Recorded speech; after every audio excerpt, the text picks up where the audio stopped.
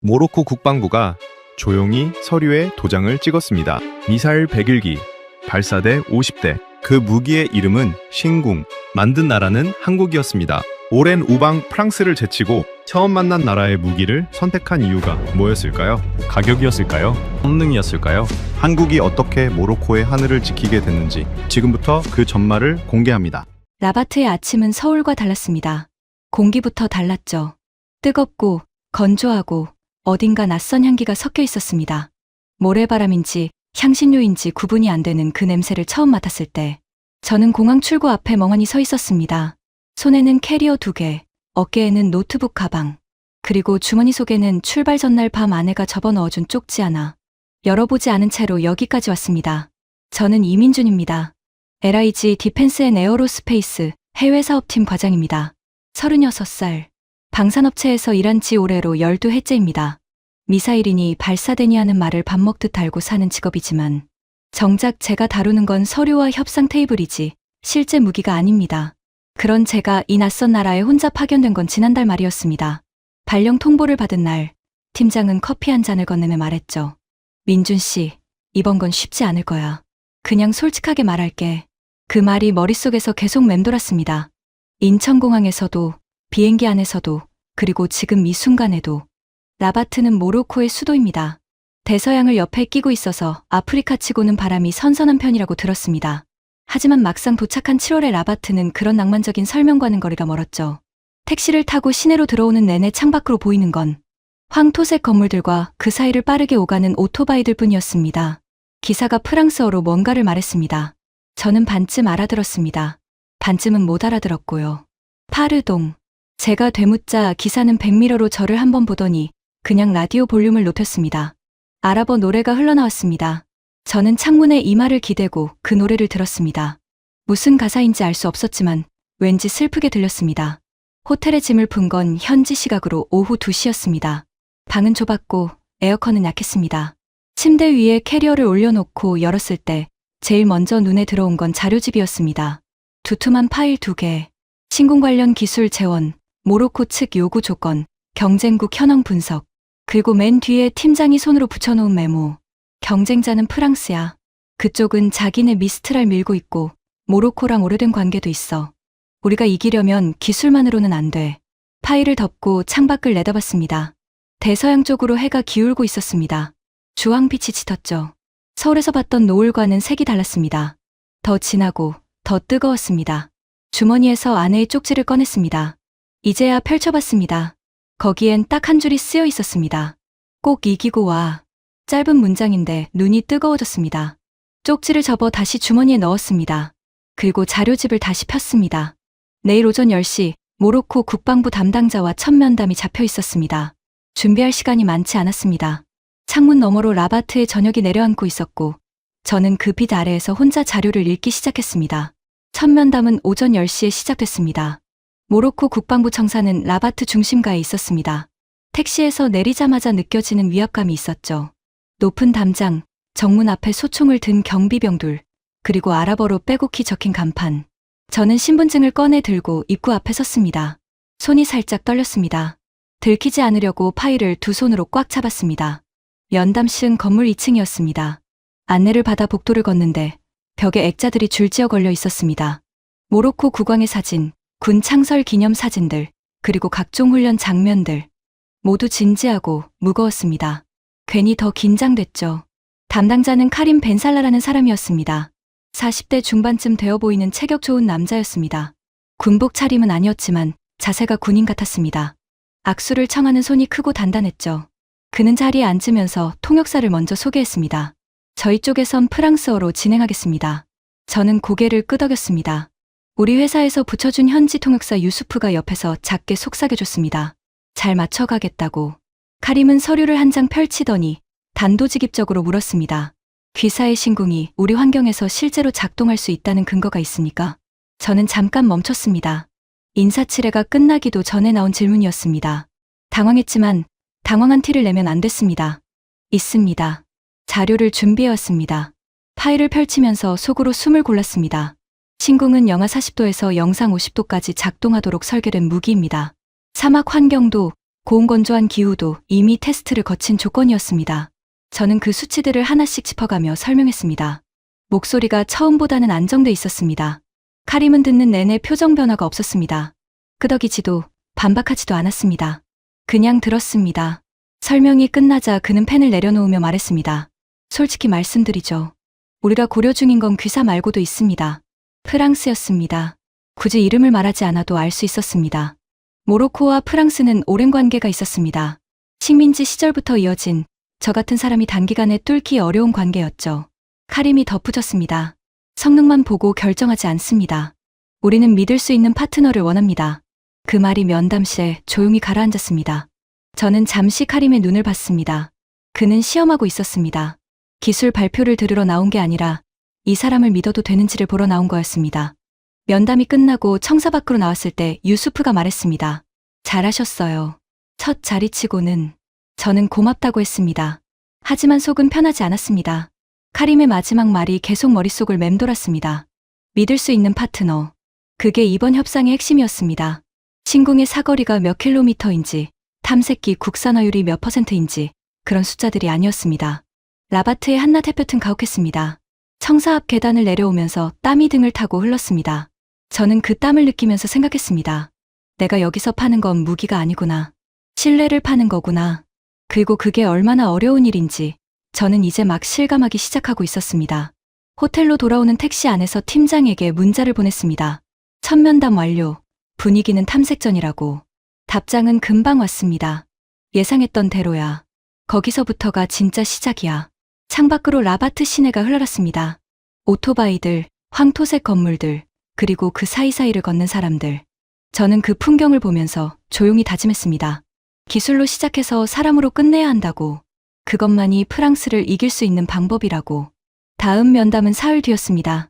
그 사흘 동안 뭔가를 바꿔야 했습니다. 사흘은 생각보다 빨리 지나갔습니다.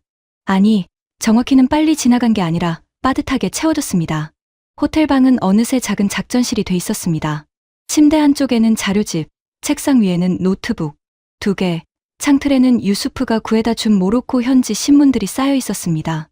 아랍어라 읽을 수는 없었지만 유수프가 방위산업 관련 기사들을 골라 요약해줬습니다. 그 내용이 심상치 않았습니다. 모로코 남쪽 국경지대에서 최근 몇 달 사이 긴장이 높아지고 있다는 내용이었습니다. 서사하라를 둘러싼 분쟁이 다시 수면 위로 올라오고 있었고 알제리와의 관계도 악화일로였습니다. 국경 너머에서 드론이 목격됐다는 보고도 있었죠.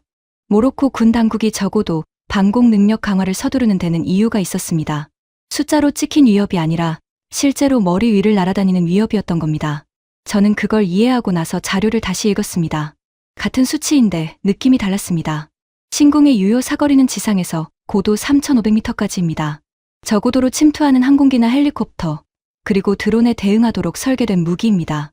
한 명의 병사가 어깨에 메고 운용할 수 있는 휴대용이라는 점도 중요했습니다. 험한 지형, 좁은 국경지대, 이동이 잦은 분쟁 지역, 신궁이 꼭 맞는 환경이었습니다. 문제는 프랑스의 미스트랄도 비슷한 역할을 할 수 있다는 점이었습니다. 유수프에게 물었습니다. 모로코 군이 프랑스 장비를 얼마나 쓰고 있냐고. 그는 잠깐 생각하더니 대답했습니다. 많이 씁니다. 오래됐어요. 프랑스는 모로코에 교관도 보내고 부품도 보내고 훈련도 같이 합니다. 그냥 무기 파는 사이가 아니에요. 그 말이 머릿속에 박혔습니다. 무기만 팔면 지는 싸움이었습니다. 그날 저녁 저는 유수프와 라바트 구시가지를 걸었습니다. 관광이 아니었습니다. 현지감을 익히자는 그의 제안이었죠. 좁은 골목들 사이로 상점들이 늘어서 있었고 향신료 냄새와 구운 고기 냄새가 뒤섞였습니다. 사람들은 아랍어와 프랑스어를 섞어 썼습니다. 어린아이들도 노인들도. 프랑스어가 공기처럼 배어있는 나라였습니다. 유수프가 한 찻집으로 저를 이끌었습니다. 민트차를 주문했습니다. 뜨겁고 달았습니다. 저는 그 차를 마시면서 물었습니다. 모로코 사람들은 한국을 어떻게 봐요? 유수프는 잠시 찻잔을 만지작거리다 말했습니다. 드라마는 알아요. 삼성보는 알고요. 근데 군사 분야에서는 낯설어요. 한국이 이쪽 시장에 나온 게 그렇게 오래되지 않았으니까요. 솔직한 말이었습니다. 기분 나쁘게 들리지 않았습니다. 오히려 명확해서 좋았습니다. 낯설다는 건 아직 판이 열려 있다는 뜻이기도 했습니다. 호텔로 돌아와 씻고 누웠는데 잠이 오지 않았습니다. 천장을 보면서 이것저것 생각했습니다. 카림이 했던 말, 유수프가 했던 말, 신문 기사 속 국경지대 이야기. 퍼즐 조각들이 제각각 흩어져 있는 느낌이었습니다. 새벽 1시쯤 됐을 때 핸드폰이 울렸습니다. 아내였습니다. 자고 있었어? 아니. 거기 지금 몇 시야? 새벽 1시. 잠깐 침묵이 흘렀습니다. 아내는 조심스럽게 물었습니다. 잘 되고 있어? 잘 되고 있다고 말하고 싶었습니다. 하지만 그 말이 목 어딘가에 걸렸습니다. 저는 솔직하게 말했습니다. 아직 모르겠어. 생각보다 복잡해. 아내는 아무 말도 하지 않았습니다. 그냥 잠시 기다려줬습니다. 그 침묵이 따뜻했습니다. 밥은 먹고 있어? 응. 그럼 됐어. 전화를 끊고 나서 조금 있다가 잠이 들었습니다. 얕은 잠이었지만 그래도 잠이었습니다. 다음 날 아침 일찍 유수프에게 연락했습니다. 두 번째 면담 전에 한 가지를 더 준비하고 싶었습니다. 카림에게 숫자를 보여주는 게 아니라 신궁이 실제로 어떻게 쓰이는지를 보여줄 방법이 필요했습니다. 그리고 그 방법이 뭔지 어렴풋이 윤곽이 잡히고 있었습니다. 두 번째 면담 전날 밤 유수프에게서 연락이 왔습니다. 문자가 아니라 전화였습니다. 목소리가 평소보다 낮았습니다. 민준 씨, 내일 면담 전에 알아두셔야 할 게 있어요. 심장이 조금 내려앉는 느낌이었습니다. 좋은 소식으로 시작하는 목소리가 아니었습니다. 카림 씨, 위로 새 인물이 개입했어요. 국방부 조달 담당 실장급입니다. 이름은 하산 무사위. 이번 협상에 직접 관여하겠다고 했답니다. 저는 잠시 말을 잃었습니다. 카림 한 사람만 설득하면 된다고 생각했던 구도가 하룻밤 사이에 바뀐 겁니다. 왜요? 갑자기? 프랑스 쪽에서 움직임이 있었던 것 같아요. 정확한 건 모르지만 프랑스 방산 관계자가 이틀 전에 라바트에 다녀갔다는 얘기가 있어요. 전화를 끊고 창밖을 봤습니다. 라바트의 밤은 조용했습니다. 멀리 대서양 쪽에서 바람 소리가 들리는 것 같았습니다. 저는 자리에 앉아 노트북을 열었습니다. 하산 무사위. 이름을 검색했지만 공개된 정보가 많지 않았습니다. 모로코 국방 관련 행사에서 찍힌 사진 몇 장, 짧은 양격 정도였습니다. 표정이 단단해 보이는 사람이었습니다. 웃는 사진이 한 장도 없었습니다. 다음 날 면담실에 들어섰을 때 카림 옆에 그가 앉아 있었습니다. 처음 보는 얼굴인데 왠지 낯이 익었습니다. 사진에서 봤던 그 단단한 표정 그대로였습니다. 하산은 제가 자리에 앉자마자 말했습니다. 통역이 따라붙기 전에도 어조만으로 분위기가 전해졌습니다. 한국 기업이 이쪽 시장에서 실적이 있습니까? 유수프가 빠르게 통역해줬습니다. 저는 준비한 자료를 펼쳤습니다. 중동과 동남아 지역의 수출 실적이 있습니다. 신궁의 경우 아랍에미리트 등지에서 운용 중이며 기후 조건도 유사합니다. 하산은 자료를 받아들고 훑어봤습니다. 빠르게, 하지만 허투루 보는 눈이 아니었습니다. 그는 한 페이지에서 손가락을 멈췄습니다. 탐색기가 국산이라고 했는데 원천 기술은 어디서 왔습니까? 날카로운 질문이었습니다. 숨길 수 있는 부분이 아니었습니다. 초기 개발 단계에서 러시아 부품을 일부 참조했습니다. 하지만 2014년에 탐색기를 완전히 국산화했고 현재 국산화율은 95% 이상입니다. 수출에 제3국 승인이 필요하지 않습니다. 하산이 카림을 봤습니다. 두 사람 사이에 짧은 눈빛이 오갔습니다. 무슨 뜻인지 읽을 수 없었습니다. 가격 조건은 별도 논의라고 했는데 네, 물량과 부대 조건에 따라 조정 가능합니다. 하산은 자료를 덮었습니다. 그리고 처음으로 저를 똑바로 봤습니다. 오래 봤습니다. 불편할 만큼 길었습니다. 민준 씨, 제 이름을 직접 불렀습니다. 통역이 필요 없는 발음이었습니다. 귀사가 우리한테 팔려는 게 미사일입니까? 아니면 관계입니까? 면담실이 조용해졌습니다. 유수프도 통역을 잠깐 멈췄습니다. 저는 그 침묵 속에서 하산의 얼굴을 봤습니다. 단단한 표정 안쪽에 뭔가가 있었습니다. 시험이었습니다. 그런데 카림 때와는 질이 달랐습니다. 이건 단순한 탐색이 아니었습니다. 어떤 사람인지, 어떤 나라를 대표하는 사람인지를 보는 눈이었습니다. 저는 자료집을 덮었습니다. 천천히, 의도적으로. 둘 다입니다. 하지만 솔직히 말씀드리면 관계가 먼저라고 생각합니다. 미사일은 계약서 한 장으로 팔 수 있지만 신뢰는 그렇게 만들어지지 않습니다. 하산의 표정이 처음으로 조금 움직였습니다. 굳어있던 눈가가 미세하게 풀렸습니다. 아주 잠깐이었습니다. 그리고 그는 아무 말 없이 일어섰습니다. 오늘은 여기까지 합시다. 면담이 끝났습니다. 예상보다 짧았습니다. 저는 악수를 하고 면담실을 나왔습니다. 복도를 걷는데 다리가 조금 무거웠습니다. 잘한 건지 망친 건지 알 수 없었습니다. 유수프가 나지막하게 말했습니다. 자료 덮은 거 좋았어요. 그 말이 그날 하루 중 가장 위안이 됐습니다. 하지만 진짜 문제는 지금부터였습니다. 하산이 개입했다는 건 이 협상이 단순한 물건 거래가 아닌 다른 무언가로 넘어가고 있다는 신호였습니다. 그리고 그 신호가 어디를 향하는지 저는 아직 읽지 못하고 있었습니다. 호텔로 돌아오는 길에 팀장에게 전화를 걸었습니다. 상황을 보고하면서 목소리가 생각보다 차분하게 나왔습니다. 팀장은 잠시 침묵하다 말했습니다. 하산이 직접 나왔다는 건 그쪽에서 이 건을 진지하게 보고 있다는 거야. 나쁜 신호가 아니야. 그 말을 듣고 나서야 조금 숨이 내려갔습니다. 하지만 동시에 어깨가 더 무거워졌습니다. 진지하게 보고 있다는 건 그만큼 기준도 높다는 뜻이니까요. 그날 밤 저는 오랫동안 잠들지 못했습니다. 사흘이 지났습니다. 하산과의 면담 이후 모로코 측에서 아무 연락이 없었습니다. 유수프를 통해 슬쩍 타진해봤지만 돌아오는 말은 한결같았습니다. 검토 중이라고. 저는 그 말을 들을 때마다 핸드폰을 내려놓고 창밖을 봤습니다. 라바트의 하늘은 매일 맑았습니다. 구름 한 점 없는 파란 하늘이 오히려 답답하게 느껴졌습니다. 본사에서는 슬슬 압박이 들어오기 시작했습니다. 팀장이 아니라 그 위였습니다. 해외사업본부장 명의로 메일이 왔습니다. 현황 보고 요청이었는데 문장 사이사이에 묻어나는 뉘앙스가 있었습니다. 빨리 결론을 내라는 것, 장기전으로 가면 비용 문제가 생긴다는 것. 읽고 나서 노트북을 닫아버렸습니다. 유수프가 커피를 가지고 왔습니다. 호텔 로비 카페 것이었습니다. 아무 말 없이 책상 위에 내려놨습니다. 고마워요. 많이 힘드세요? 저는 솔직하게 말했습니다. 모르겠어요. 잘하고 있는 건지. 유수프는 의자를 당겨 앉았습니다. 그는 한참 말이 없다가 조심스럽게 입을 열었습니다.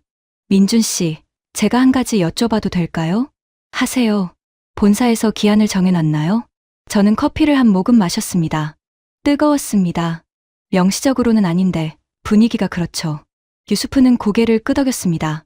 그리고 말했습니다. 모로코 사람들은 서두르는 사람을 믿지 않아요. 빨리 팔려는 사람은 뭔가 숨기는 게 있다고 생각해요. 그 말이 머릿속에서 한동안 울렸습니다. 본사의 압박과 현지의 속도 사이에서 저는 어느 쪽을 따라야 하는지 모르고 있었습니다. 양쪽 다 틀린 말이 아니었습니다. 그게 더 어려웠죠. 그날 저녁 저는 심각하게 고민했습니다. 철수를 생각했습니다. 처음으로 진지하게. 프랑스와의 관계, 하산이라는 변수, 본사의 압박, 그리고 연락이 끊긴 사흘. 이 조건들을 놓고 봤을 때 냉정하게 계산이 서지 않았습니다. 이길 수 있는 싸움인지조차 불분명했습니다. 침대에 누워 천장을 보면서 생각했습니다. 내가 여기서 뭘 하고 있는 건가? 가족도 서울에 있고, 기한은 불분명하고, 상대방은 반응도 없고, 여기서 버티는 게 고집인지 소신인지도 헷갈렸습니다. 핸드폰을 들었습니다. 아내에게 전화하려다 멈췄습니다. 걱정시키기 싫었습니다. 대신 팀장에게 문자를 보냈습니다. 솔직히 여쭤볼게요. 이거 가능성 있다고 보세요? 답장이 생각보다 빨리 왔습니다. 가능성 없으면 민주 씨를 보냈겠어. 짧았습니다. 하지만 그 짧음이 오히려 묵직했습니다. 저는 핸드폰을 내려놓고 다시 천장을 봤습니다. 다음 날 아침 일찍 저는 유수프에게 연락했습니다. 한 가지를 부탁했습니다. 카림을 비공식적으로 만날 수 있는 자리를 만들어달라고. 면담실이 아니라 그냥 사람 대 사람으로 앉을 수 있는 자리. 유수프는 잠시 고민하더니 말했습니다. 어렵지만 해볼게요. 그 하루를 기다리면서 저는 자료집 대신 다른 걸 읽었습니다. 모로코 역사책이었습니다. 유수프가 며칠 전에 건네준 것이었는데 호텔 방 구석에 그냥 두고 있었습니다. 펼쳐보니 서사하라 분쟁 부분이 나왔습니다. 수십 년째 이어지는 갈등이었습니다. 땅의 문제이기도 했고 자존심의 문제이기도 했습니다. 읽다 보니 모로코가 왜 그토록 방공 능력에 민감한지가 조금씩 이해됐습니다. 숫자로 보는 위협이 아니라 오랫동안 안고 살아온 불안이었습니다. 그걸 이해하지 못하고 발사된 몇 기, 미사일 몇 발 이야기만 꺼냈다면 저는 처음부터 잘못된 언어로 말하고 있었던 겁니다. 책을 덮으면서 마음이 조금 정리됐습니다. 떠나지 않기로 했습니다. 적어도 카림을 한 번 더 만나기 전까지는. 면담실 밖에서 자료집 없이 그냥 사람으로 마주 앉아보기 전까지는 판단하지 않기로 했습니다. 유수프에게서 연락이 온 건 그날 저녁이었습니다. 내일 오후 카림이 잠깐 시간을 낼 수 있다고 했습니다. 장소는 면담실이 아니었습니다.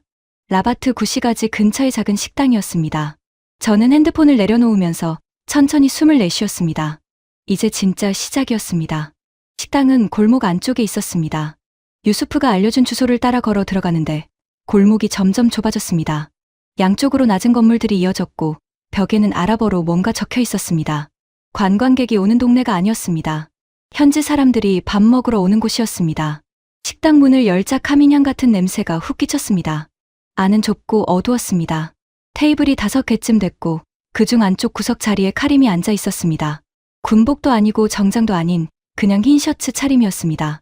처음 보는 모습이었습니다. 그가 일어나서 손을 내밀었습니다. 오셨군요. 저도 악수를 했습니다. 면담실에서 잡던 손과 같은 손인데 느낌이 달랐습니다. 자리에 앉자 카림이 메뉴를 권했습니다. 타진이라는 모로코 전통 요리였습니다. 뚜껑이 달린 도자기 냄비에 고기와 채소를 넣고 천천히 익힌 음식이었습니다. 주문을 마치고 나서 잠깐 침묵이 흘렀습니다. 어색하지 않은 침묵이었습니다.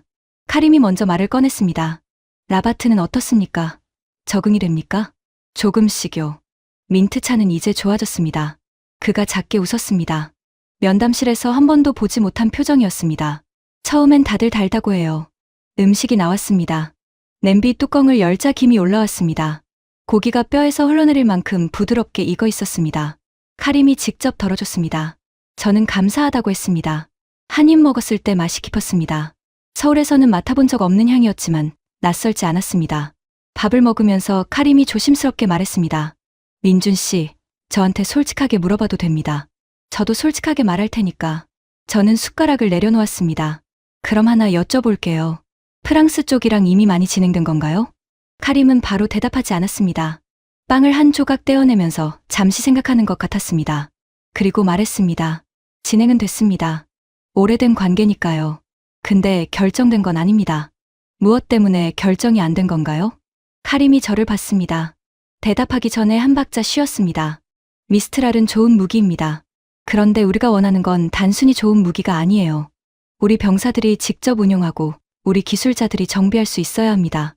프랑스는 그 부분에서 늘 선을 그어요. 기술 이전에 인색하죠. 저는 그 말을 듣는 순간 등 뒤에서 뭔가 뜨거운 게 올라오는 것을 느꼈습니다. 신궁의 국산화 이야기가 머릿속을 스쳤습니다. 95% 국산화.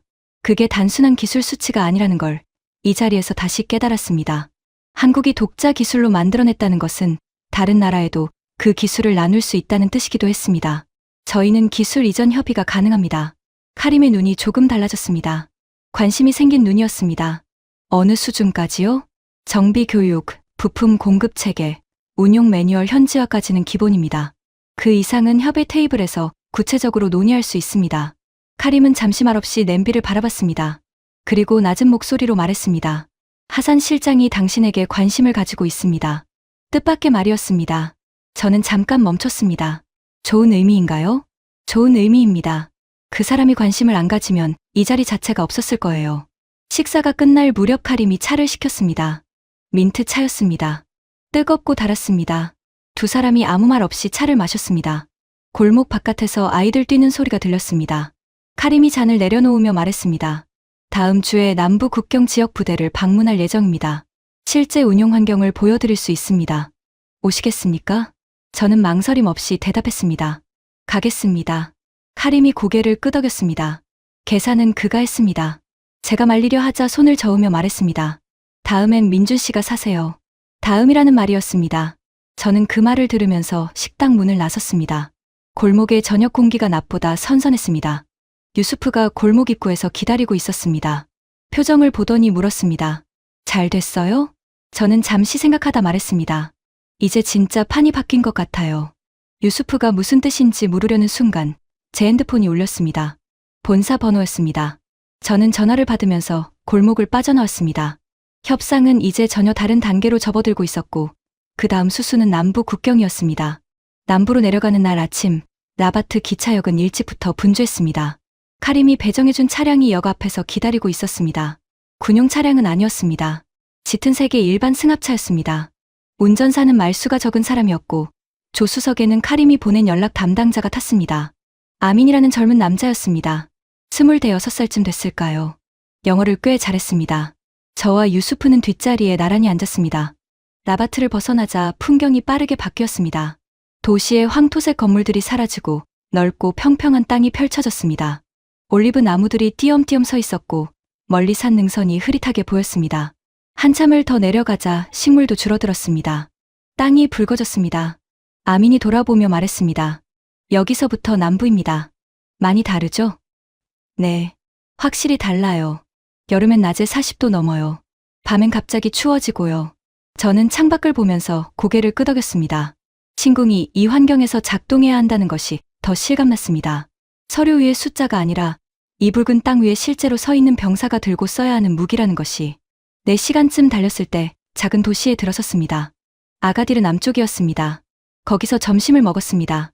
아민이 안내한 식당은 길가의 허름한 곳이었는데 음식은 놀랍도록 맛있었습니다. 양고기를 넣은 쿠스쿠스였습니다. 저는 2그릇을 먹었습니다. 아민이 웃었습니다. 많이 드시네요. 맛있어서요. 모로코 음식 좋아하시는 분들이 더 잘 통해요. 여기선. 농담처럼 했지만 농담이 아닌 말이었습니다. 저는 그걸 알아들었습니다. 식사를 마치고 다시 차에 올랐습니다. 오후 햇볕이 강해졌습니다. 차 안 온도가 올라갔습니다. 에어컨을 올렸지만 역부족이었습니다. 유수프는 선글라스를 쓰고 눈을 감았습니다. 저는 졸음을 참으며 창밖을 봤습니다. 그때 아민이 앞을 보면서 불쑥 말했습니다. 린준 씨, 한국이 무기 수출을 많이 하게 된 게 언제부터예요? 뜬금없는 질문이었습니다. 저는 잠깐 생각했습니다. 본격적으로는 2000년대 중반부터라고 할 수 있는데 크게 알려진 건 폴란드에 K 전차랑 K9 자주포 수출하면서부터일 거예요. 2022년이었습니다. 아민이 고개를 끄덕였습니다. 우리 군에서도 그때 한국을 다시 봤다고 하더라고요. 그 전까지는 솔직히 방산 강국이라는 인식이 없었어요. 맞아요. 저희도 오래 걸렸습니다. 아민이 잠시 침묵하다 말했습니다. 우리나라도 비슷한 꿈이 있어요. 언젠가는 우리 손으로 만든 무기를 쓰고 싶다는. 저는 그 말을 듣고 창밖으로 눈을 돌렸습니다. 붉은 땅이 계속 이어졌습니다. 아민의 말이 가볍게 한 말이 아니라는 걸 느꼈습니다. 이 나라가 신궁을 원하는 이유 중에는 무기 그 자체보다 그 무기를 통해 배울 수 있는 무언가가 포함돼 있다는 것을, 기술을 보는 눈, 운용하는 능력, 언젠가 자국 방산을 키울 수 있는 씨앗. 카림이 기술 이전에 민감했던 이유가 거기 있었습니다. 부대에 도착한 건 오후 늦게였습니다. 정식 군부대는 아니었습니다. 전방 관측 거점에 가까운 시설이었습니다. 카림이 이미 와 있었습니다. 그리고 그 옆에 낯선 얼굴이 하나 더 있었습니다. 나이 지긋한 군인이었습니다. 별이 달려 있었습니다. 카림이 소개했습니다. 남부사령부 부사령관이십니다. 이번 방문을 허가해 주신 분이에요. 저는 정중하게 인사했습니다. 부사령관은 저를 위아래로 한번 훑어보더니 아랍어로 짧게 뭔가를 말했습니다. 아민이 통역했습니다. 한국에서 직접 왔냐고 하십니다. 네, 그렇습니다. 부사령관이 다시 말했습니다. 아민이 통역했습니다. 멀리서 왔는데 우리 땅이 어떻게 보이냐고 하십니다. 저는 잠시 주변을 둘러봤습니다. 붉은 땅, 낮게 깔린 하늘, 멀리 이어지는 능선, 그리고 그 너머 어딘가에 있을 국경. 지켜야 할 것이 많은 땅으로 보입니다. 아민이 통역했습니다. 부사령관의 표정이 달라졌습니다. 굳어있던 얼굴에 뭔가 부드러운 것이 스쳤습니다. 그는 고개를 한번 끄덕이고는 안으로 먼저 걸어 들어갔습니다. 카림이 제 옆으로 왔습니다. 작게 말했습니다. 잘하셨어요. 저는 아무 말도 하지 않았습니다. 다만 그 붉은 땅을 다시 한번 바라봤습니다. 이 땅의 무게를 조금은 이해할 수 있을 것 같았습니다. 그리고 그 이해가 어쩌면 어떤 서류보다 더 중요한 것일지도 모른다는 생각이 들었습니다. 부사령관이 문 앞에서 돌아보며 손짓했습니다. 들어오라는 뜻이었습니다. 부대 안은 밖에서 보던 것보다 넓었습니다. 낮고 납작한 건물 몇 채가 덜자로 배치돼 있었고 가운데 마당에는 차량 2대와 통신 장비들이 놓여 있었습니다. 병사들이 움직이고 있었습니다. 저를 보는 눈빛이 낯설다는 것과 궁금하다는 것이 반반 섞여 있었습니다. 부사령관이 마당 한쪽을 손으로 가리키며 말했습니다. 아민이 통역했습니다. 여기가 실제 운용훈련 구역입니다. 오늘 마침 사격 훈련이 예정돼 있습니다. 보시겠습니까? 저는 고개를 끄덕였습니다. 가슴이 조금 빨라졌습니다. 훈련은 마당 뒤쪽 넓은 공터에서 진행됐습니다. 모로코 병사 셋이 장비를 점검하고 있었습니다. 신궁이 아니었습니다. 현재 보유 중인 구형 휴대용 대공 장비였습니다. 카림이 설명했습니다. 지금 쓰는 장비입니다. 오래됐어요. 부품 구하기도 어렵고 탐지거리도 짧습니다. 병사 하나가 장비를 어깨에 올렸습니다. 자세를 잡는데 시간이 걸렸습니다. 무게 때문인지 어깨가 조금 기울었습니다. 훈련 통제관이 뭔가를 외쳤습니다. 병사가 표적 방향으로 장비를 겨눴습니다. 그 상태로 오래 버텼습니다. 저는 그 장면을 보면서 조용히 계산했습니다. 신궁의 무게는 발사관 포함 약 19kg입니다. 지금 저 병사가 들고 있는 장비보다 가볍습니다. 그리고 이 컬러 적외선 탐색기는 여론을 더 정밀하게 포착합니다. 대낮에 강한 햇볕 아래서도 지면에서 올라오는 복사열 속에서도 표적을 구분해낼 수 있습니다. 이 환경, 이 땅에서 그게 얼마나 중요한지. 라바트 호텔 방에서 익을 때와 지금 이 공터에서 느끼는 감각이 완전히 달랐습니다. 훈련이 끝나고 카림이 물었습니다. 어떻게 보셨습니까? 저는 솔직하게 말했습니다. 병사들이 잘 훈련돼 있습니다. 장비가 아쉬운 거지 사람이 아쉬운 게 아닙니다. 카림의 눈빛이 잠깐 흔들렸습니다. 칭찬을 예상하지 못한 표정이었습니다. 그는 잠시 후 말했습니다. 그 말을 들으니 기분이 좋군요. 부사령관이 우리 쪽으로 걸어왔습니다. 그는 저에게 직접 뭔가를 말했습니다. 아민이 통역했습니다. 신궁을 직접 시연해 줄 수 있냐고 하십니다. 저는 멈췄습니다. 시연이라는 말이 예상 밖이었습니다. 저는 장비를 가지고 온 게 아니었습니다. 그냥 방문이었습니다. 카림을 봤습니다. 카림도 부사령관을 봤습니다. 짧은 대화가 오갔습니다. 카림이 저에게 말했습니다. 영상 자료라도 보여줄 수 있습니까? 실제 운용 장면이요. 다행이었습니다. 저는 노트북을 꺼냈습니다. 본사에서 준비해준 운용 영상이 있었습니다. 실사격 훈련 장면, 다양한 기후 조건 테스트, 그리고 실제 수출국 운용 현장 영상이었습니다. 마당 한쪽에 있는 간이 테이블에 노트북을 올려놓고 재생했습니다. 부사령관과 카림, 그리고 몇몇 장교들이 화면을 들여다봤습니다. 병사들도 슬금슬금 가까이 왔습니다. 영상에서 신궁이 발사되는 장면이 나왔습니다. 하얀 연기를 뒤로 남기며 미사일이 날아가는 장면, 표적을 명중시키는 장면. 누군가 짧게 탄성을 냈습니다. 부사령관이 아민에게 뭔가를 물었습니다. 아민이 통역했습니다. 탐지에서 발사까지 몇 초냐고 하십니다. 숙련된 병사 기준으로 5초에서 7초 사이입니다. 아민이 통역하자 장교들 사이에서 작은 웅성거림이 일었습니다. 카림이 작게 말했습니다. 지금 장비는 10초 이상 걸립니다. 그 말을 듣고 저는 아무 말도 하지 않았습니다. 할 필요가 없었습니다. 숫자가 말을 대신했습니다. 영상이 끝나고 부사령관이 저에게 직접 말을 건넸습니다. 이번엔 아민보다 카림이 먼저 통역했습니다. 이 무기를 우리 병사들이 다룰 수 있겠냐고 하십니다. 저는 부사령관을 똑바로 봤습니다. 다룰 수 있습니다. 저희가 직접 교육합니다. 여기, 이 땅에서. 카림이 통역했습니다. 부사령관이 잠시 저를 봤습니다. 그리고 짧게 웃었습니다. 이날 처음 보는 웃음이었습니다. 그는 돌아서서 걸어갔습니다. 카림이 제 옆에 와서 나지막하게 말했습니다. 잘하셨어요. 부사령관이 웃는 거, 저도 오늘 처음 봤습니다. 저는 노트북을 닫으면서 속으로 길게 숨을 내쉬었습니다. 떨렸던 손이 어느새 차분해져 있었습니다. 병사들이 훈련 장비를 정리하는 소리가 들렸고 저녁 바람이 남쪽에서 불어왔습니다. 그 바람이 조금 달랐습니다.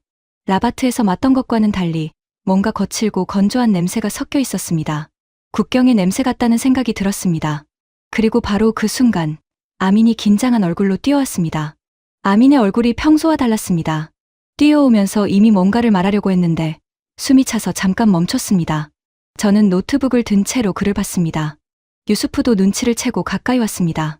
무슨 일이에요? 아민이 숨을 고르며 말했습니다. 국경 쪽에서 연락이 왔습니다. 드론이 식별됐습니다. 순간 마당이 조용해졌습니다. 아닌가, 조용해진 건 제 귀였는지도 모릅니다. 카림이 아민 쪽으로 빠르게 걸어갔습니다. 두 사람이 아랍어로 빠르게 대화를 나눴습니다.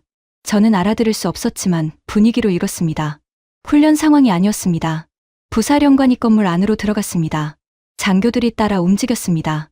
병사들도 긴장한 표정으로 각자 위치로 흩어졌습니다. 마당이 몇 초 만에 전혀 다른 공간으로 바뀌었습니다. 카림이 저에게 왔습니다. 민준 씨, 잠깐 대기해 주십시오. 실제 상황은 아닙니다만 확인이 필요합니다. 저는 고개를 끄덕였습니다. 실제 상황은 아니라는 말이 위안이 되기도 했고 되지 않기도 했습니다. 드론이 식별됐다는 것 자체가 이미 실제였으니까요.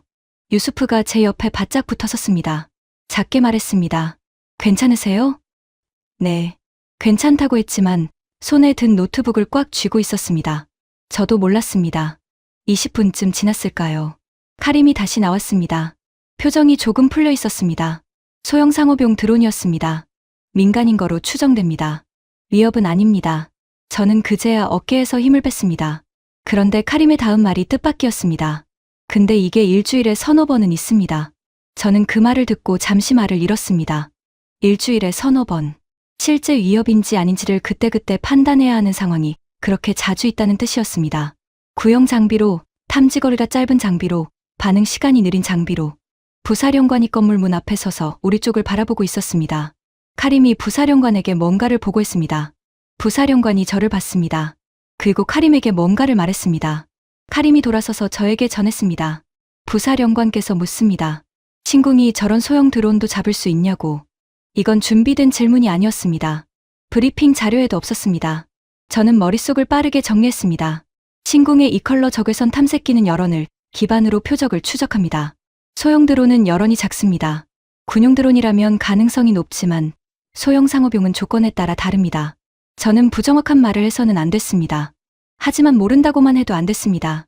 소형 드론에 대한 대응은 탐색기 감도와 드론의 열신호 크기에 따라 달라집니다. 신궁은 그 부분에서 기존 장비보다 유리한 위치에 있지만 모든 소형 드론을 100% 잡는다고 말씀드리긴 어렵습니다. 다만 저희 기술팀과 구체적인 운용 조건을 협의하면 최적화된 운용 방식을 찾을 수 있습니다. 아민이 통역했습니다. 부사령관이 잠시 생각하는 표정이었습니다. 그리고 고개를 끄덕였습니다. 카림이 작게 말했습니다. 솔직한 답변이 좋으셨던 것 같습니다. 그날 저녁 부대 식당에서 함께 저녁을 먹었습니다. 병사들과 같은 밥이었습니다. 쿠스쿠스와 콩 스튜였습니다. 거칠지만 든든했습니다. 부사령관은 저 멀리 상석에 앉았고 카림은 저 옆에 앉았습니다. 밥을 먹다가 카림이 조용히 말했습니다. 린준 씨, 오늘 하루 어떠셨습니까? 저는 숟가락을 내려놓고 솔직하게 말했습니다. 드론 상황 때 이게 얼마나 현실적인 문제인지 실감했습니다. 자료로 읽는 것과 직접 보는 건 다르더군요. 카림이 고개를 끄덕였습니다. 그래서 여기 모시고 싶었습니다. 저는 카림을 봤습니다. 이 사람이 처음부터 저를 이곳에 데려오려 했다는 걸 그제야 알았습니다. 서류와 숫자를 보는 사람이 아니라 이 땅을 직접 밟아본 사람과 이야기하고 싶었던 겁니다. 식사가 끝나고 밖으로 나왔습니다. 남부의 밤은 빠르게 식었습니다. 낮에 40도가 거짓말처럼 서늘해졌습니다. 하늘에 별이 많았습니다. 서울에서는 볼 수 없는 별이었습니다. 카림이 옆에 서서 하늘을 올려다봤습니다. 한참 말이 없었습니다. 그리고 조용히 말했습니다. 다음 주에 하산 실장이 최종 검토 회의를 열겠다고 했습니다. 제 심장이 한 박자 빠르게 뛰었습니다. 언제입니까? 7일 후입니다. 7일. 저는 별이 가득한 하늘을 올려다보면서 그 숫자를 되새겼습니다. 지금까지 달려온 모든 것이 그 하루로 모이고 있었습니다. 그리고 그 하루를 어떻게 준비하느냐가 모든 것을 결정할 터였습니다. 라바트로 돌아온 건 다음 날 저녁이었습니다. 차 안에서 대부분 잠을 잤습니다. 깊은 잠은 아니었습니다. 남부의 붉은 땅과 별이 가득하던 밤하늘이 번갈아 떠올랐습니다. 그리고 카림이 말한 숫자. 7일. 호텔에 도착하자마자 짐을 내려놓고 노트북을 열었습니다. 본사에서 메일이 여러 통 와 있었습니다. 읽다가 손이 멈췄습니다. 해외사업본부장 명의의 메일이었습니다. 제목이 짧았습니다. 긴급 검토 요청. 내용을 열었습니다. 프랑스 측이 모로코에 추가 제한을 넣었다는 정보가 입수됐다고 했습니다. 가격을 낮추고 기존 장비 유지 보수 패키지를 묶어서 제한했다는 내용이었습니다. 그리고 마지막 줄에 이런 문장이 있었습니다. 현지 상황 재검토 후 철수 여부도 포함해서 보고 바람. 저는 그 문장을 2번 읽었습니다. 철수. 그 단어가 화면에서 튀어나오는 것 같았습니다. 남부에서 돌아온 지 몇 시간도 안 됐는데 본사는 이미 다른 계산을 하고 있었습니다. 핸드폰을 들고 팀장에게 전화했습니다. 메일 받습니다. 팀장의 목소리가 낮았습니다. 나도 오늘 위해서 많이 들었어. 프랑스가 가격을 확 내렸대. 유지보수까지 묶으면 우리가 단순 가격으로는 못 이겨. 7일 후에 최종 검토 회의가 있습니다. 하산 실장이 직접 주재한다고 했습니다. 팀장이 잠시 침묵했습니다. 그게 마지막 기회야? 그렇게 봐야 할 것 같습니다. 또 침묵이었습니다. 전화기 너머로 팀장이 숨을 고르는 소리가 들렸습니다. 민준아, 솔직히 말할게. 위에서는 지금 반반이야. 밀어붙이자는 쪽이랑 여기서 정리하자는 쪽이랑. 내가 7일 안에 뭔가를 바꿔놓지 않으면 본사가 먼저 결정 내릴 수도 있어. 전화를 끊고 나서 한동안 핸드폰을 내려다봤습니다. 손 안에 있는 작은 화면이 이상하게 무겁게 느껴졌습니다. 다음 날 아침 유수프를 만났습니다. 상황을 설명했습니다. 유수프는 커피를 마시다가 잔을 내려놓으며 말했습니다. 프랑스가 가격을 낮췄다는 거 카림도 알고 있을 겁니다. 어떻게 받아들일까요? 유수프가 잠시 생각했습니다. 카림은 영리한 사람입니다. 프랑스가 왜 갑자기 가격을 낮췄는지 모를 리 없어요. 우리가 들어왔기 때문이라는 걸 알죠. 근데 하산은 다릅니다. 그 사람은 숫자를 봅니다. 최종회의에서 숫자가 크게 차이 나면 명분이 약해져요. 명분. 저는 그 단어를 곱씹었습니다. 기술이 좋고 관계가 좋아도 가격 차이가 크면 결제를 올리는 사람 입장에서 설명이 어려워집니다. 그건 어느 나라나 마찬가지였습니다. 저는 본사에 메일을 보냈습니다. 가격 조정 권한을 요청했습니다. 물량 전체 기준으로 패키지를 구성하면 단가를 조정할 여지가 있었습니다. 그리고 기술 이전 항목을 정식 제안서에 포함시키자고 했습니다. 프랑스가 줄 수 없는 것, 그게 우리의 무기였습니다. 답장은 그날 저녁에 왔습니다. 가격 조정은 제한적으로 가능하다고 했습니다. 기술 이전 항목은 법무팀 검토가 필요하다고 했습니다. 그리고 마지막에 한 줄이 더 있었습니다. 최종 회의 결과에 따라 파견 연장 여부도 재검토 예정. 저는 그 줄을 읽고 노트북을 닫았습니다. 열어뒀다가는 다시 읽을 것 같았습니다. 그날 밤 아내에게 전화했습니다. 늦은 시각이었는데 바로 받았습니다. 자고 있었어? 아니, 기다리고 있었어. 목소리에서 알 수 있었습니다. 기다렸다는 게. 저는 오늘 있었던 일을 다 말하지 않았습니다. 프랑스 얘기도, 철수 검토 얘기도. 그냥 피곤하다고 했습니다. 아내가 말했습니다. 목소리가 많이 지쳐있네. 부정하지 않았습니다. 지쳐 있었습니다. 그냥 그렇다고 했습니다. 밥은? 먹었어. 거짓말. 들켰습니다. 저는 웃음이 나왔습니다. 웃을 수 있다는 게 신기했습니다. 전화를 끊고 나서 편의점에서 사온 빵을 먹었습니다. 맛이 없었습니다. 그래도 다 먹었습니다. 자려고 누웠는데 잠이 오지 않았습니다. 천장을 보면서 생각했습니다. 7일. 프랑스의 추가 제한. 본사의 압박. 하산의 최종 회의. 이 모든 것이 한꺼번에 조여드는 느낌이었습니다. 그런데 이상하게 포기하고 싶다는 생각은 들지 않았습니다. 무섭기는 했습니다. 하지만 포기하고 싶지는 않았습니다. 남부에서 봤던 병사들의 얼굴이 떠올랐습니다. 구형 장비를 어깨에 올리고 자세를 잡던 그 병사. 일주일에 서너 번씩 드론 경보를 받으며 근무하는 사람들. 그 사람들한테는 이게 협상 테이블의 숫자가 아니었습니다. 저는 눈을 감았습니다. 내일 아침 일찍 카림에게 연락하기로 했습니다. 최종 회의 전에 한 번 더 만나야 했습니다. 준비해야 할 것들이 있었습니다. 그리고 반드시 짚고 넘어가야 할 것도 하나 있었습니다. 프랑스가 줄 수 없는 것, 우리만 줄 수 있는 것, 그것을 하산 앞에서 증명해야 했습니다. 말이 아니라 숫자로, 그리고 약속으로. 카림을 만난 건 최종 회의 사흘 전이었습니다. 장소는 저번과 같은 골목 안식당이었습니다. 이번엔 카림이 먼저 와 있었습니다. 그런데 표정이 달랐습니다. 처음 면담실에서 봤던 그 단단한 얼굴로 돌아가 있었습니다. 저는 자리에 앉으면서 뭔가 잘못됐다는 걸 느꼈습니다. 민트 차가 나왔습니다. 카림은 잔을 잡지 않았습니다. 민준 씨, 드릴 말씀이 있습니다.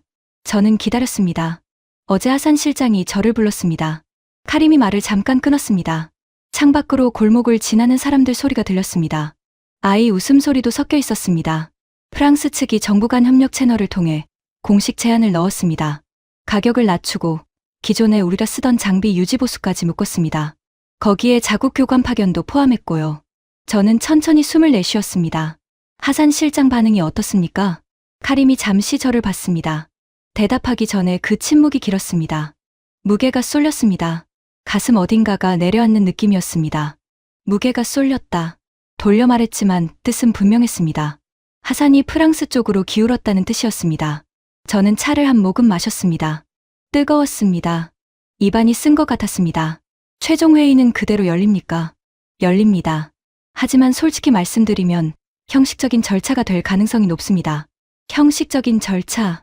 저는 그 말을 듣는 순간 눈앞이 조금 흐려지는 것 같았습니다. 지금까지 버텨온 시간들이 한꺼번에 머릿속을 스쳤습니다. 첫날 공항에서 캐리어를 끌던 것, 면담실에서 손이 떨리던 것, 남부에서 붉은 땅을 밟던 것, 드론 경보가 울리던 그 마당. 제가 할 수 있는 게 아직 있습니까? 카림이 대답하지 않았습니다. 대신 차를 한 모금 마셨습니다. 그리고 말했습니다. 민준 씨가 잘못한 게 없습니다. 프랑스는 오래된 관계를 무기로 썼고 정보 채널까지 동원했습니다. 우리가 상대하는 건 기업 하나가 아니었습니다. 그 말이 위로인지 선고인지 분간이 되지 않았습니다. 저는 자리에서 일어날 수가 없었습니다. 그냥 앉아 있었습니다. 식당을 나온 건 1시간쯤 후였습니다. 유수프는 골목 입구에서 기다리고 있었습니다. 제 얼굴을 보더니 아무것도 묻지 않았습니다. 그냥 옆에서 걸었습니다. 호텔로 돌아오는 길이 유난히 길게 느껴졌습니다. 골목을 빠져나와 큰 길로 접어들었습니다. 차들이 지나갔습니다. 사람들이 지나갔습니다. 저는 그 흐름 속에 서 있는데 혼자인 느낌이었습니다. 호텔 방에 들어가 문을 닫았습니다. 아무것도 하지 않았습니다. 캐리어 옆에 앉아서 그냥 있었습니다. 얼마나 지났는지 모르겠습니다. 핸드폰이 울렸습니다. 본사였습니다. 받지 않았습니다. 조금 있다가 문자가 왔습니다. 팀장이었습니다. 상황 어때? 저는 한참 후에 답장을 보냈습니다. 어렵습니다. 팀장의 답장은 바로 왔습니다. 알았어. 오늘은 쉬어. 그 짧은 말이 이상하게 목을 매게 했습니다. 저는 핸드폰을 내려놓고 창문 쪽으로 걸어갔습니다. 라바트에 저녁이 내려앉고 있었습니다. 주황빛 노을이었습니다. 처음 도착하던 날 봤던 것과 같은 색이었습니다. 그때는 뜨겁고 낯설었는데 지금은 그냥 쓸쓸했습니다. 아내에게 전화를 걸었습니다. 신호가 갔습니다. 받지 않았습니다. 아마 바쁜 시간일 거였습니다. 저는 핸드폰을 귀에서 내리다가 그냥 들고 있었습니다. 뭔가를 더 할 수 있는 것 같기도 했고 아무것도 남지 않은 것 같기도 했습니다. 그 경계선 위에 서 있는 느낌이었습니다. 그때 핸드폰이 울렸습니다. 아내였습니다. 방금 놓쳤다고 무슨 일이냐고. 저는 입을 열었습니다. 그런데 말이 나오지 않았습니다. 잠깐 침묵이 흘렀습니다. 아내가 먼저 말했습니다. 많이 힘들어? 저는 솔직하게 말했습니다. 응. 아내가 아무 말 하지 않았습니다. 그냥 전화를 끊지 않고 있었습니다. 그 침묵이 따뜻했습니다. 서울과 라바트 사이의 거리가 조금 줄어드는 것 같았습니다. 한참 후에 아내가 말했습니다. 근데 있잖아, 민준 씨. 민준 씨. 오래간만에 그렇게 불렸습니다. 연애할 때 부르던 호칭이었습니다. 당신이 거기서 뭘 느꼈는지 그게 다 없어지는 건 아니잖아. 저는 창밖을 봤습니다. 노을이 거의 다 졌습니다. 하늘이 짙은 남색으로 바뀌고 있었습니다. 그 말이 머릿속에서 천천히 가라앉았습니다. 전화를 끊고 한동안 서 있었습니다. 그리고 책상으로 걸어가 노트북을 열었습니다. 포기하겠다는 메일을 쓰려는 게 아니었습니다. 최종 회의 제안서를 다시 처음부터 펼쳐봤습니다. 형식적인 절차가 될 수도 있었습니다. 하지만 그 자리에서 제가 할 수 있는 말을 다 하기 전까지는 끝난 게 아니었습니다. 적어도 저한테는. 창밖에서 라바트의 밤이 완전히 내려앉았습니다. 그리고 저는 빈 제안서 앞에서 처음으로 돌아갔습니다. 밤새 썼습니다. 제안서를 처음부터 다시 썼습니다. 기존 자료를 버린 건 아니었습니다. 하지만 구성을 완전히 바꿨습니다. 숫자를 앞에 놓는 대신 남부에서 본 것들을 먼저 썼습니다. 일주일에 서너 번씩 울리는 드론 경보, 구형 장비를 어깨에 올리고 자세를 잡던 병사, 탐지에서 발사까지 10초가 넘게 걸리는 현실. 그 다음에 신궁을 놓았습니다. 5초에서 7초, 95% 국산화, 제3국 수출 승인 불필요, 그리고 기술 이전. 숫자가 같아도 어디서 나온 숫자인지가 달랐습니다. 새벽 3시쯤 됐을 때 커피가 떨어졌습니다. 호텔 룸서비스는 끊겨 있었습니다. 그냥 물을 마셨습니다. 눈이 뻑뻑했습니다. 잠깐 눈을 감았다가 떴습니다. 다시 화면을 봤습니다. 새벽 4시에 유수프에게 메시지를 보냈습니다. 내일 아침 일찍 보자고. 잠든 사람한테 보내는 거라 생각했는데 답장이 왔습니다. 저도 안 자고 있었어요. 아침 7시에 로비에서 봅시다. 저는 핸드폰을 내려놓으면서 생각했습니다. 이 사람도 걱정하고 있었구나. 혼자가 아니었습니다. 날이 밝았습니다. 유수프는 로비에 저보다 먼저 나와 있었습니다. 눈 밑이 거뭇했습니다. 커피를 2잔 시켜놓고 기다리고 있었죠. 저는 자리에 앉아 제안서를 펼쳤습니다. 유수프가 읽기 시작했습니다. 중간중간 고개를 끄덕였습니다. 다 읽고 나서 잔을 내려놓으며 말했습니다. 이게 맞습니다. 뭐가요? 남부 이야기를 앞에 놓은 거요. 하사는 실무자입니다. 현장을 아는 사람이에요.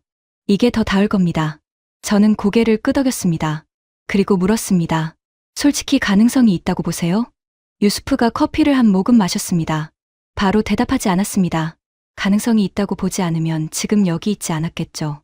그 말을 듣고 저는 더 묻지 않았습니다. 오전 내내 제안서를 다듬었습니다. 유수프가 아랍어 표현 감수를 해줬습니다.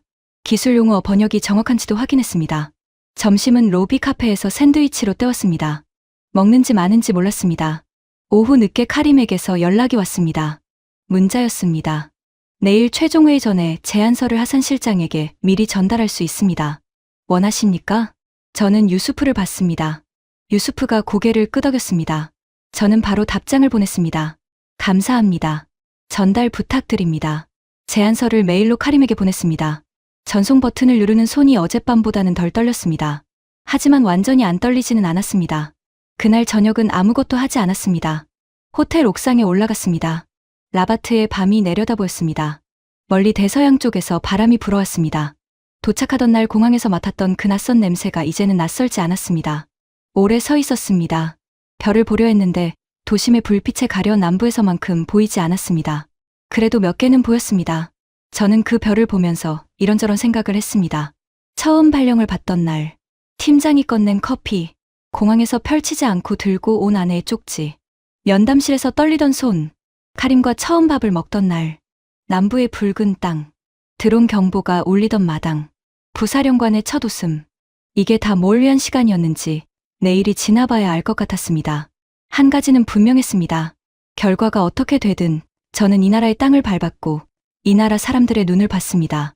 숫자로만 보던 것들이 사람이 됐습니다. 그게 협상을 이기게 해줄지는 모르겠지만 적어도 저를 다른 사람으로 만들어줬습니다. 옥상 문이 열리는 소리가 났습니다. 유수프였습니다. 여기 있었네요. 어떻게 알았어요? 프런트에 물어봤어요. 그는 옆에 와서 섰습니다. 두 사람이 아무 말 없이 라바트의 밤을 내려다봤습니다. 한참 후에 유수프가 말했습니다. 민준 씨, 저 오늘 카림 씨한테 따로 연락받았습니다. 저는 글을 봤습니다. 하산 실장이 제안서를 받고 바로 읽었답니다. 그리고 카림한테 한마디 했답니다. 뭐라고 했습니까? 유수프가 잠깐 뜸을 들였습니다. 그리고 말했습니다. 내일 이 사람 말을 직접 들어보겠다고. 저는 그 말을 듣고 밤하늘을 다시 올려다봤습니다. 가려져 있던 별들이 조금 더 선명하게 보이는 것 같았습니다. 착각일 수도 있었습니다.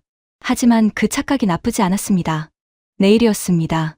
최종 회의 날 아침은 조용하게 시작됐습니다. 알람보다 일찍 눈이 떠졌습니다. 새벽 5시였습니다.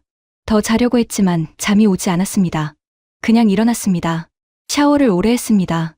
뜨거운 물이 등을 타고 내려가는 동안 오늘 할 말들을 머릿속에서 한 번씩 짚었습니다. 옷을 입으면서 거울을 봤습니다. 파견온 지 꽤 됐는데 얼굴이 낯설었습니다. 살이 조금 빠진 것 같기도 했고 눈빛이 처음과 달라진 것 같기도 했습니다. 뭐가 달라진 건지 말로 설명하기는 어려웠습니다. 아내에게 짧은 문자를 보냈습니다. 오늘이야. 잘 다녀올게. 답장이 금방 왔습니다. 알고 있어. 잘하고 와.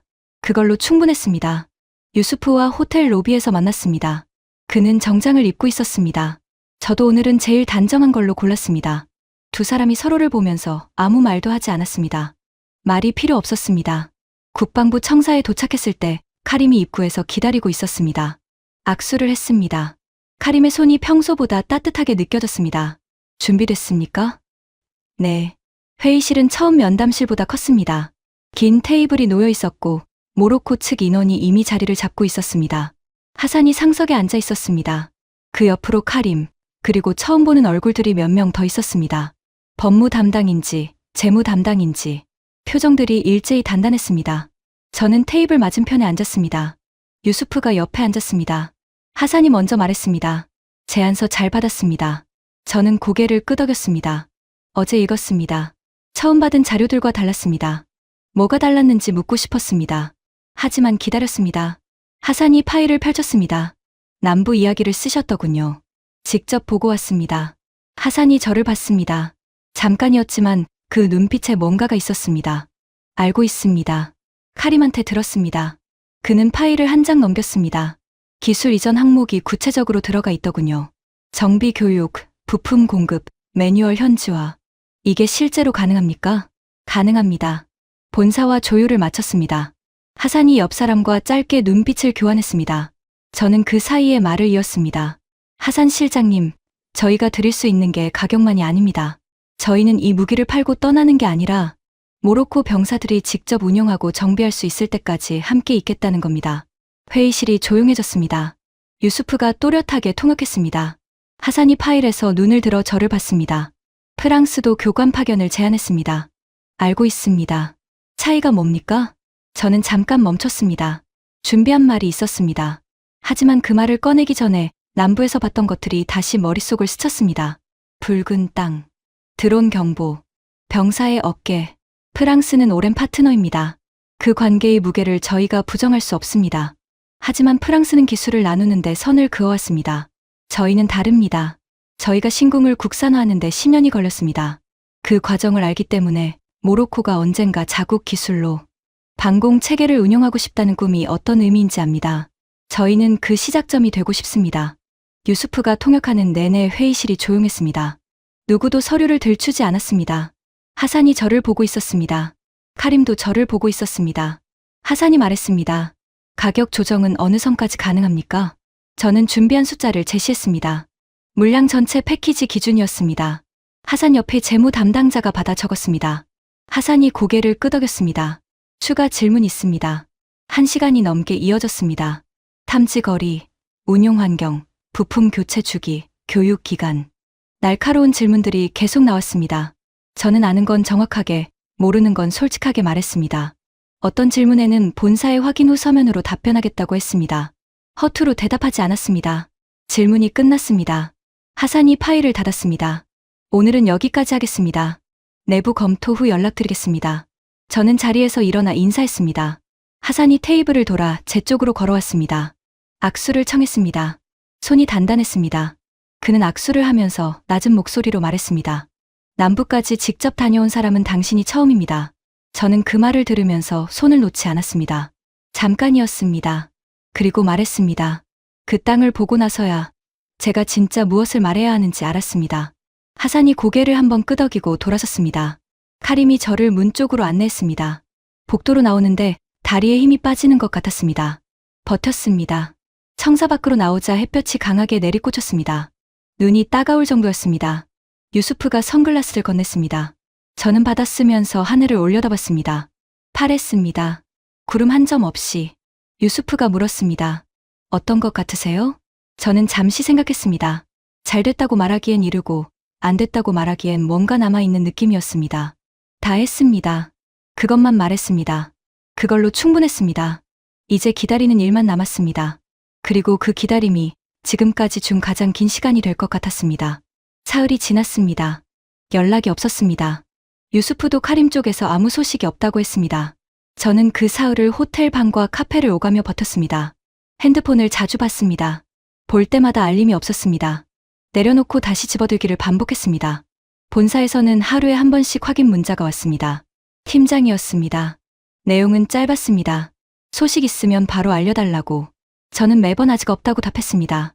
그 짧은 문자를 주고받는 게 그 사흘 동안의 유일한 루틴이었습니다. 나흘째 오전이었습니다. 카페에서 커피를 마시고 있는데 핸드폰이 울렸습니다. 카림이었습니다. 저는 잔을 내려놓으면서 전화를 받았습니다. 손이 조금 떨렸습니다. 민준 씨. 네. 오늘 오후에 시간 되십니까? 심장이 빠르게 뛰었습니다. 목소리 톤이 좋은 건지 나쁜 건지 읽히지 않았습니다. 됩니다. 2시에 국방부로 와주십시오. 하산 실장이 직접 만나겠답니다. 전화를 끊었습니다. 카페 안이 조용했습니다. 아니, 소리는 있었겠지만 들리지 않았습니다. 저는 커피잔을 보면서 잠깐 그 자리에 그대로 있었습니다. 유수프에게 연락했습니다. 그는 10분 만에 카페로 왔습니다. 숨을 고르면서 말했습니다. 하산이 직접 부른다는 건 결론이 났다는 겁니다. 좋은 쪽이에요. 나쁜 쪽이에요? 유수프가 잠깐 저를 봤습니다. 직접 부르는 건 좋은 쪽입니다. 나쁜 쪽이면 카림을 통해 서면으로 통보합니다. 저는 그 말을 듣고 커피를 한 모금 더 마셨습니다. 뜨겁지 않았습니다. 식어 있었습니다. 그래도 마셨습니다. 2시 10분 전에 국방부 청사 앞에 섰습니다. 카림이 입구에서 기다리고 있었습니다. 표정이 평온했습니다. 지나치게 평온한 것 같기도 했습니다. 악수를 하면서 그의 눈을 봤습니다. 뭔가가 담겨 있었습니다. 말하려다 참은 것 같은. 하산의 집무실은 2층이었습니다. 복도가 최종 회의실로 가던 길과 달랐습니다. 더 안쪽이었습니다. 카림이 문을 두드렸습니다. 들어오라는 말이 들렸습니다. 하산은 책상에 앉아 있었습니다. 서류가 펼쳐져 있었습니다. 우리가 들어가자 일어섰습니다. 악수를 했습니다. 그는 소파 쪽을 가리켰습니다. 앉으십시오. 자리에 앉았습니다. 하산이 맞은편에 앉았습니다. 카림은 옆에 앉았습니다. 유수프가 제 옆에 앉았습니다. 잠깐 침묵이 흘렀습니다. 하산이 말했습니다. 내부 검토가 길었습니다. 기다렸습니다. 쉽지 않은 결정이었습니다. 저는 기다렸습니다. 유수프도 숨을 고르고 있었습니다. 하산이 책상 위에 서류를 집어들었습니다.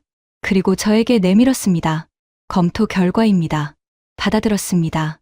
아랍어와 프랑스어로 적혀 있었습니다. 유수프가 빠르게 훑었습니다. 저는 유수프의 얼굴을 봤습니다. 유수프의 눈이 커졌습니다. 그리고 저를 봤습니다. 말하지 않았습니다. 그냥 고개를 한번 끄덕였습니다. 저는 다시 서류를 봤습니다. 숫자가 보였습니다. 신궁 101기, 발사대 50대, 그리고 기술 이전 협력 명시, 계약 추진 의향서였습니다. 손이 떨렸습니다. 이번엔 숨기지 않았습니다. 하산이 말했습니다. 가격과 기술 이전 두 가지가 결정적이었습니다. 하지만 솔직히 말씀드리면 남부까지 직접 다녀온 것이 마지막에 차이를 만들었습니다. 저는 말이 나오지 않았습니다. 유수프가 통역을 하면서 목소리가 조금 떨렸습니다. 통역사가 감정을 내비치는 건 처음이었습니다. 하산이 덧붙였습니다. 우리는 무기를 사는 게 아닙니다. 믿을 수 있는 파트너를 찾는 겁니다. 당신이 그 사람이라고 판단했습니다. 카림이 처음으로 활짝 웃었습니다. 면담실에서도 식당에서도 남부에서도 보지 못한 웃음이었습니다. 저는 하산에게 말했습니다. 감사합니다. 신뢰에 보답하겠습니다. 하산이 고개를 끄덕였습니다. 그리고 자리에서 일어나 손을 내밀었습니다. 악수를 했습니다. 이번엔 단단하면서도 따뜻했습니다. 집무실을 나와 복도를 걸었습니다. 유수프가 옆에서 걸으면서 작게 말했습니다. 축하드려요. 저는 대답하지 않았습니다. 목이 조금 메었습니다. 청사 밖으로 나오자 라바트의 오후 햇볕이 쏟아졌습니다. 강하고 뜨거웠습니다. 도착하던 날도 이런 햇볕이었습니다. 그때는 낯설었는데 지금은 달랐습니다. 계단 앞에 서서 핸드폰을 꺼냈습니다. 팀장에게 전화했습니다. 신호가 2번 가고 바로 받았습니다. 민준아. 됐습니다. 전화기 너머로 잠깐 침묵이 흘렀습니다. 그리고 팀장의 목소리가 들렸습니다. 낮고 굵었습니다. 수고했어. 2마디였습니다. 그런데 그 2마디가 지금까지 들은 말 중에 가장 무겁게 와 닿았습니다. 저는 눈이 뜨거워지는 걸 느끼면서 하늘을 올려다봤습니다. 파랬습니다. 라바트의 하늘은 오늘도 구름 한 점 없이 파랬습니다. 전화를 끊고 바로 아내에게 문자를 보냈습니다. 됐어. 답장이 왔습니다. 알았어. 울지 마. 저는 웃음이 터졌습니다. 울고 있는 게 보이는 것 같았습니다. 계단 위에서 혼자 웃으면서 눈가를 닦았습니다. 유수프가 옆에 서서 모른 척 해줬습니다. 고마운 사람이었습니다. 카림이 옆에 왔습니다. 그리고 말했습니다. 다음엔 제가 서울에 가야겠군요. 언제든지 오십시오. 제가 밥 삽니다. 카림이 웃었습니다. 저도 웃었습니다. 라바트의 오후가 천천히 흘렀습니다. 그 햇볕 아래 저는 한동안 그 자리에 서 있었습니다. 돌아갈 준비를 해야 했습니다. 짐을 싸야 했고 본사에 보고서를 써야 했고 비행기 편도 알아봐야 했습니다. 할 일이 많았습니다. 하지만 그 모든 것은 조금 있다가 해도 됐습니다. 지금 이 순간만큼은 그냥 이 햇볕 안에 서 있고 싶었습니다. 인천공항에 내린 건 저녁 무렵이었습니다. 비행기가 착륙하면서 창밖으로 한강이 보였습니다. 익숙한 풍경인데 낯설게 느껴졌습니다. 아니, 낯선 게 아니라 오래간만에 보는 것들이 새삼스럽게 눈에 들어오는 느낌이었습니다. 강물 위로 지는 노을이 라바트의 것과 달랐습니다. 더 부드럽고 더 촉촉했습니다. 입국장을 나오는데 아내가 보였습니다. 마중을 나올 거라고는 생각 못했습니다. 바쁜 사람이었습니다. 그런데 거기 서 있었습니다. 평소 입는 옷차림이었고 머리도 그냥 묶은 상태였습니다. 특별히 차려입은 게 아닌데 그냥 거기 서 있는 것만으로 눈이 뜨거워졌습니다. 아내가 저를 보더니 손을 흔들었습니다. 저는 캐리어를 끌고 걸어갔습니다. 가까이 가자 아내가 먼저 말했습니다. 많이 빠졌다. 그래? 응. 얼굴이. 저는 웃었습니다. 아내도 웃었습니다. 그리고 아무 말 없이 나란히 걸었습니다. 캐리어 바퀴 소리가 공항 바닥을 굴렀습니다. 그 소리가 이상하게 반가웠습니다. 차에 타고 나서 아내가 물었습니다. 밥은 먹었어? 비행기에서 조금. 그럼 집 가서 먹자. 해놨어. 저는 조수석에 기대어 창밖을 봤습니다. 고속도로를 달리는데 서울의 불빛들이 흘러갔습니다. 빽빽하고 밝고 빠른 도시였습니다. 라바트와는 완전히 달랐습니다. 그런데 이상하게 그 차이가 불편하지 않았습니다. 두 도시가 제 안에서 겹치지 않고 나란히 놓여있는 느낌이었습니다. 아내가 운전하면서 물었습니다. 힘들었어? 응. 그래도 잘 됐잖아. 응. 짧은 대화였습니다. 하지만 그걸로 충분했습니다. 집에 들어서자 된장찌개 냄새가 났습니다. 모로코에서 타진과 쿠스쿠스를 먹던 코가 이 냄새를 맡고 가장 먼저 반응했습니다. 뭔가 풀리는 느낌이었습니다. 몸 어딘가 팽팽하게 당겨져 있던 것이 조용히 내려앉은 것 같았습니다. 밥을 먹으면서 아내가 이것저것 물었습니다. 모로코는 어떻냐고, 음식은 먹을 만하냐고, 사람들은 어떻냐고. 저는 하나씩 대답했습니다. 카림 이야기, 유수프 이야기, 남부에서 봤던 붉은 땅 이야기, 드론 경보가 울리던 마당 이야기. 밥 한 그릇을 다 비우도록 이야기가 이어졌습니다. 아내가 말했습니다. 그 카림이라는 사람, 좋은 사람인 것 같네. 응, 좋은 사람이야. 유수프도 설거지를 마치고 소파에 앉았습니다. 아내가 옆에 앉았습니다. 텔레비전을 틀었는데 뭐가 나오는지 보이지 않았습니다. 그냥 불빛이 흔들렸습니다. 저는 소파에 등을 기대고 천장을 봤습니다. 라바트의 호텔 방 천장이 떠올랐습니다. 처음 도착하던 날 밤, 그 좁은 방에서 천장을 보며 뭘 하러 왔나 싶었던 것도, 새벽에 제안서를 다시 쓰던 것도, 옥상에서 별을 보던 것도. 아내가 물었습니다. 무슨 생각해? 별로 없어. 거짓말이었습니다. 아내는 알면서도 넘어갔습니다. 다음 날 출근했습니다. 팀장이 악수를 청했습니다. 악수를 하면서 말했습니다. 고생했어. 회의실에서 짧은 보고가 있었습니다. 본부장도 참석했습니다. 저는 준비한 자료를 보여주면서 경과를 설명했습니다. 계약 추진 의향서 내용, 기술 이전 협력 범위, 향후 일정. 보고가 끝나고 본부장이 말했습니다. 잘했어요. 이번 건 쉽지 않았을 텐데. 저는 고개를 숙였습니다. 감사하다고 했습니다. 회의실을 나와 자리에 앉았습니다. 책상 위에 밀린 서류들이 쌓여 있었습니다. 모니터를 켰습니다. 메일이 수십 통 와 있었습니다. 평소와 다를 게 없는 아침이었습니다. 그런데 뭔가 달랐습니다. 책상 서랍을 열었습니다. 모로코에서 가져온 것들을 꺼냈습니다. 유수프가 사준 모로코 전통 문양 작은 접시 하나, 남부에서 아민이 건네준 돌멩이 하나, 그냥 길가에 있던 붉은 돌이었습니다. 기념품이라며 쑥스럽게 내밀던 아민의 표정이 떠올랐습니다. 돌멩이를 모니터 옆에 올려놓았습니다. 작고 붉었습니다. 남부의 땅색이었습니다. 저는 그 돌을 보면서 잠깐 멈췄습니다. 신궁 101기, 발사대 50대, 서류에 찍힌 숫자들입니다. 하지만 저는 그 숫자 뒤에 있는 것들을 알고 있습니다. 일주일에 서너 번 울리는 드론 경보, 구형 장비를 어깨에 올리던 병사, 국경 너머를 바라보던 부사령관의 눈, 카림과 마주 앉아 마시던 민트차, 유수프가 새벽에 깨어 기다리던 것, 그게 다 그 숫자 안에 들어 있었습니다. 메일창을 열었습니다. 유수프에게 먼저 썼습니다. 잘 도착했다고, 덕분이었다고. 카림에게도 썼습니다. 서울의 날씨는 라바트와 다르다고, 약속대로 서울에 오면 꼭 밥을 사겠다고. 전송 버튼을 눌렀습니다. 창밖으로 서울의 아침이 밝아오고 있었습니다. 빌딩들 사이로 햇볕이 들어왔습니다. 라바트의 햇볕처럼 강하지는 않았습니다. 하지만 따뜻했습니다. 그걸로 충분했습니다. 저는 모니터 옆 붉은 돌을 한번 보고 첫 번째 서류를 집어들었습니다. 오늘도 일을 시작해야 했습니다. 그리고 그 일이 이전과 조금 다르게 느껴졌습니다. 어딘가에서는 지금 이 순간에도 병사들이 하늘을 올려다보고 있을 겁니다. 저는 그걸 알고 있었습니다. 그리고 그 알미, 책상 앞에 앉은 저를 조금 더 단단하게 만들어줬습니다. 안녕하세요. 해외감동 대한민국입니다. 오늘 이야기 어떠셨나요? 저도 이 내용을 준비하면서 가슴이 뭉클했습니다. 모로코가 한국에 신궁을 도입했다는 소식, 사실 뉴스 한 줄로 읽으면 그냥 지나칠 수 있는 이야기입니다. 미사일 101기, 발사대 50대. 숫자로만 보면 건조하죠. 그런데 저는 그 숫자 뒤에 어떤 사람이 있었을까를 생각했습니다. 낯선 나라에 혼자 파견돼서 언어도 완벽하지 않고 오랜 관계를 가진 프랑스라는 거대한 경쟁자를 앞에 두고 그래도 포기하지 않은 누군가.